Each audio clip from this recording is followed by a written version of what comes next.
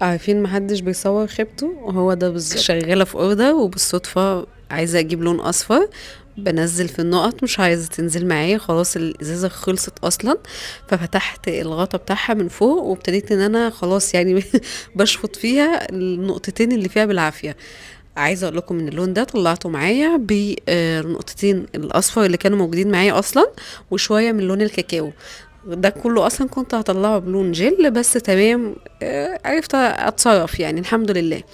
بعد كده الكيكه دي مقاس 16، اشتغلت عليها بورد كده زي ما انتم شايفين.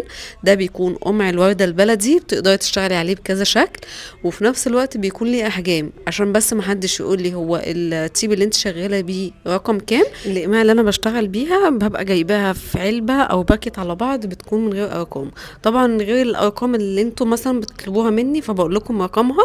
دي ببقى شاريها فرداني. القمع اللي انت بتجيبيه فرداني بيبقى عليه ارقام، لكن اللي انت بتجيبيه مع مجموعه ما بيبقاش عليه ارقام، حتى لو هو استانلس. ايه يعني الماعه الاخيره اللي انا جبتها دي كانت استانلس ما شاء الله حلوه جدا. كنت جايباها من عند خامات ومستلزمات عصفور. ده برضو ما شاء الله الاقماع بتاعته حلوه جدا، عكس الورقه اللي هي الورقة اللي بيكون فيها اقماع برضو كتيرة.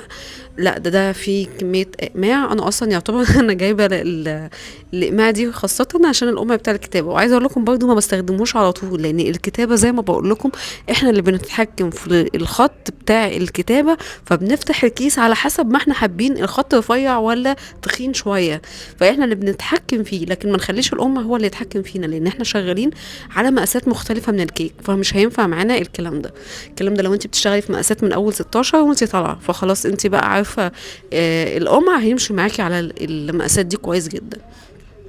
بالنسبه للورد انا عملت كده الوان، عملت بنفس اللون بتاع الكيك، وعملت برضو بلون بيبي بينك، وعملت بلون احمر كده غامق مدي على نبيتي شويه.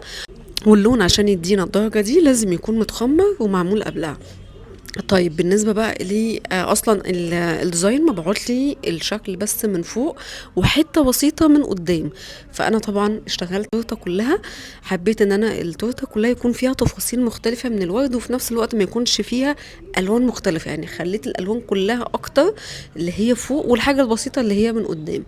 وبعد كده حطيت ورق دهب، وحطيت كريسبي وسط مش الكبير، حطيت اللي هو الوسط عشان يكون شكله صغير ومبين لي شكل الوردة وتفاصيلها.